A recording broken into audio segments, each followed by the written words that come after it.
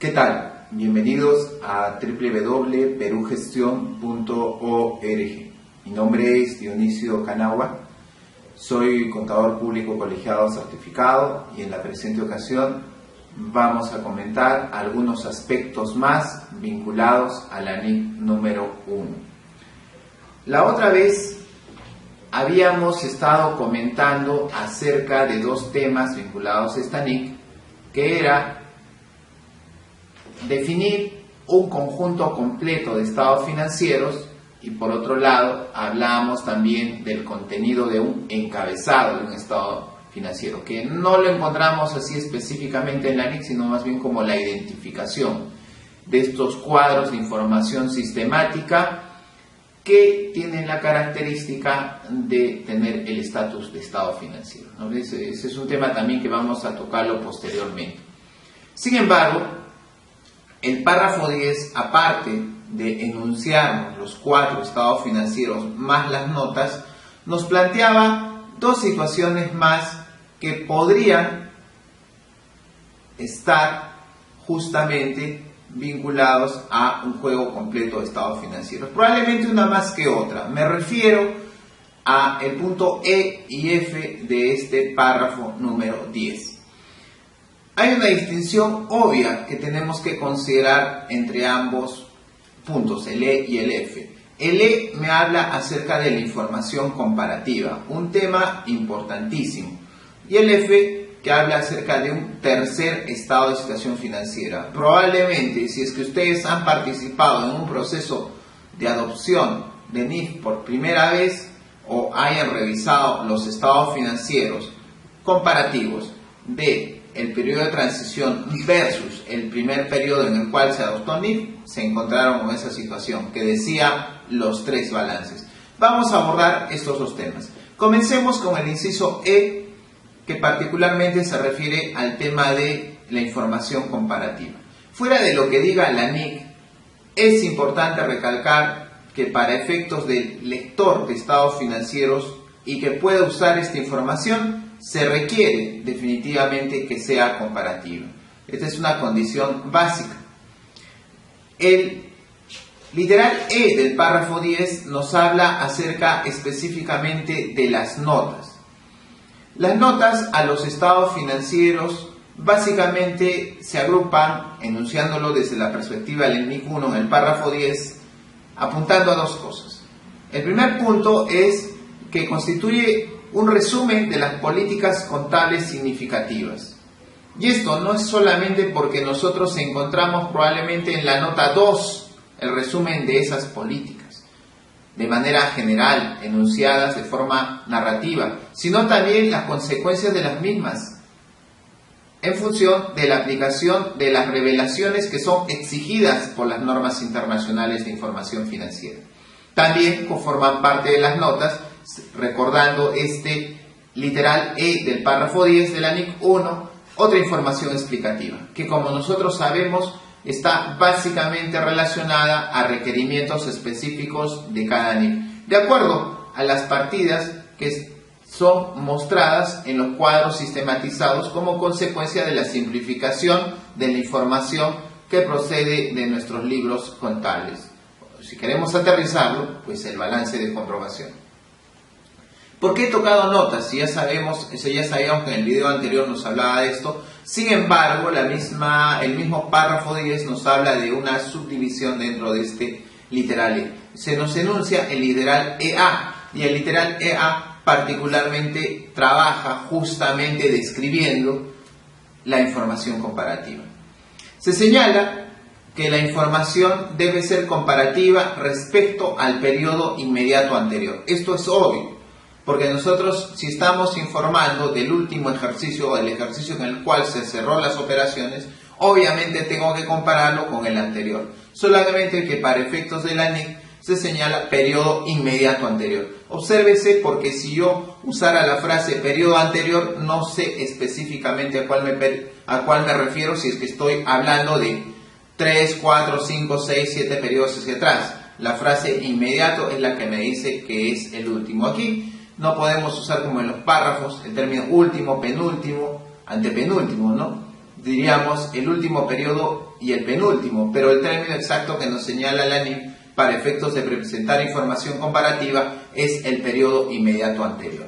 Perfecto, teniendo en claro esto, también debemos de recordar que la misma NIC número 1 en su párrafo número 10 nos hace justamente una referencia para que poder entender este tema de la información comparativa con relación a otros dos párrafos, que son el párrafo 38 y el párrafo 38A a considerar. Cabe recordar que el párrafo 38 en particular nos habla de dos cosas. Nos habla de que esta información comparativa debe hacerse con respecto a tres situaciones. Es decir, yo lo voy a comparar con el periodo inmediato anterior lo siguiente.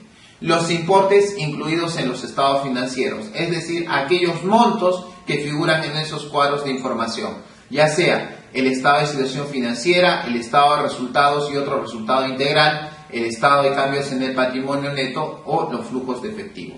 Perfecto. También nos dice que debe ser presentado de forma comparativa, no solamente eso, sino también la información descriptiva y narrativa.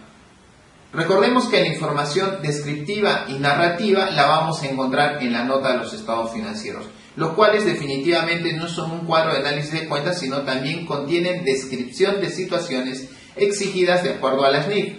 Si es que es relevante esta información, debemos de presentarla de manera comparativa.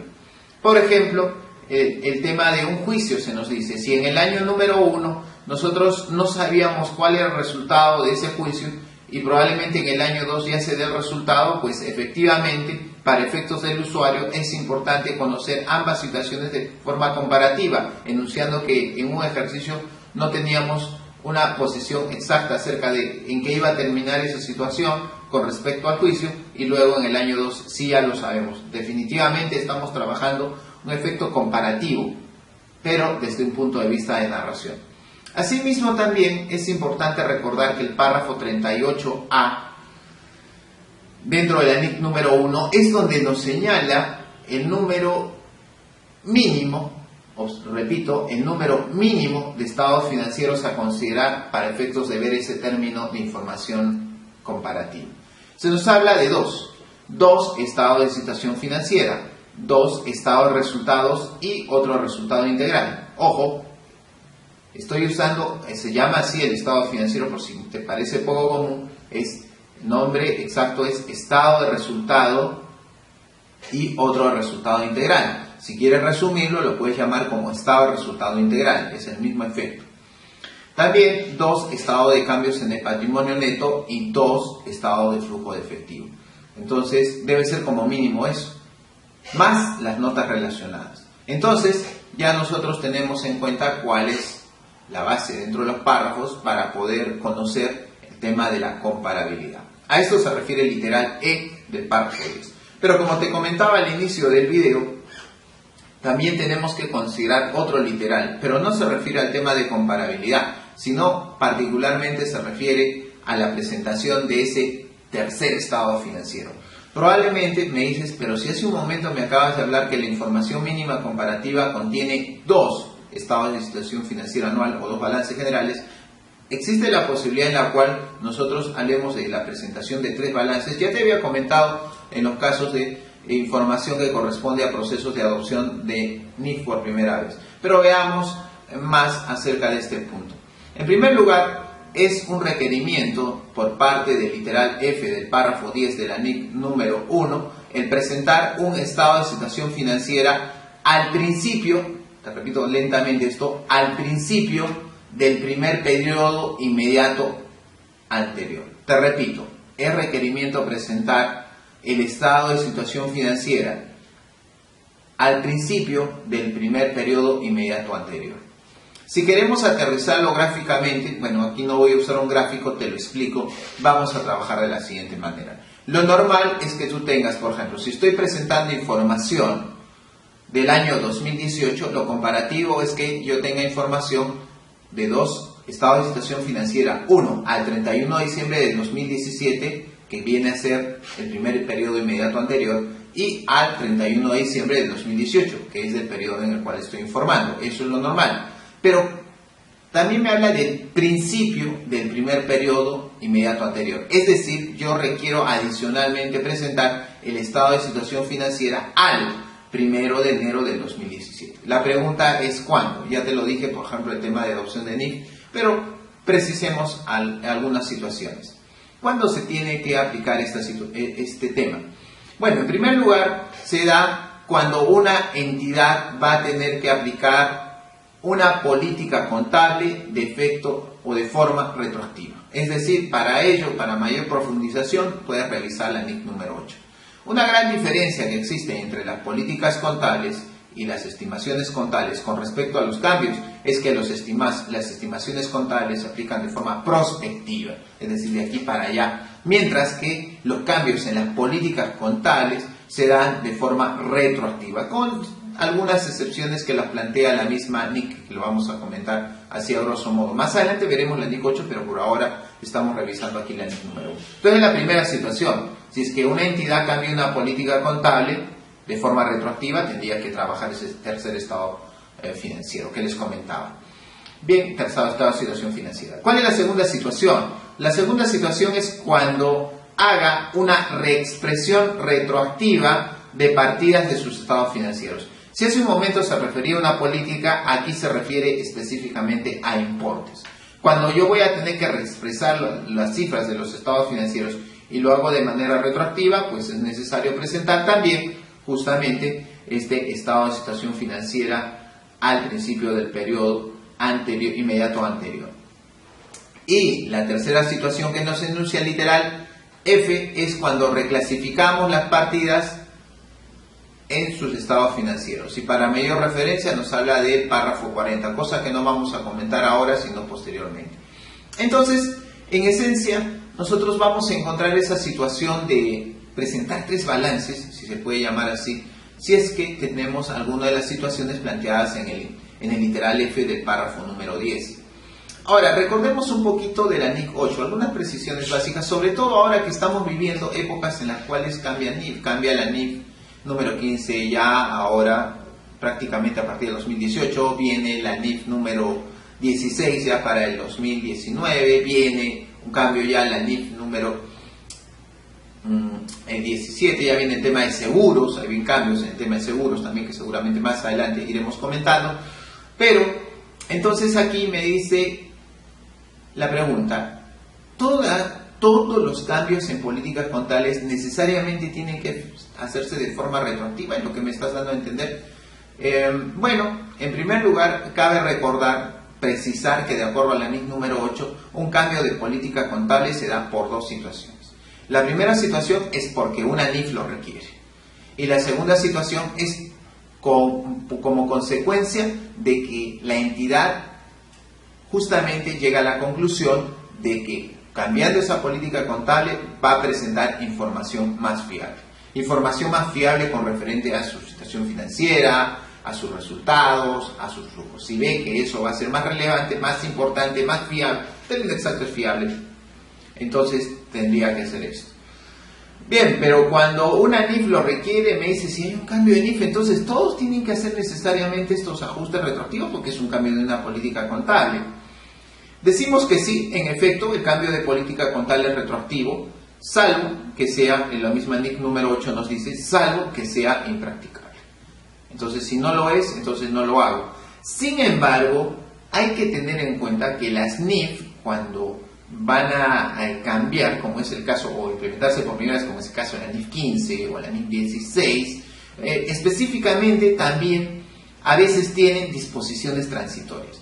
Y esas disposiciones transitorias específicas nos plantean tratamientos que son una excepción a la aplicación retroactiva, estos cambios retroactivos. Por ejemplo, en la NIF 15 lo tenemos, ya lo comenté también en un anterior video, tenemos esa situación. Entonces, para resumen, cambio de política contable es retroactiva, salvo que sea impracticable o salvo que un cambio de una NIF dentro justamente de la implementación de esa NIF, dentro de los párrafos de esta NIF, se establezca que hay tratamiento transitorio. Y esa disposición transitoria específica nos regula, ¿no? A partir de ahora para adelante. Es decir, nos da un enfoque prospectivo, si podemos tomarlo de esa manera. Muy bien, espero que el presente material sea de utilidad para ti. Te invito a suscribirte a nuestro canal de YouTube por medio del enlace que figura en el presente material. Y bueno, seguirnos también. Puedes revisar nuestra programación de talleres por medio de www.perugestion.org. Te invito a seguirnos por medio de esta página de Facebook. Más adelante vamos a seguir comentando más temas vinculados a las NIF. Muchas gracias por tu atención.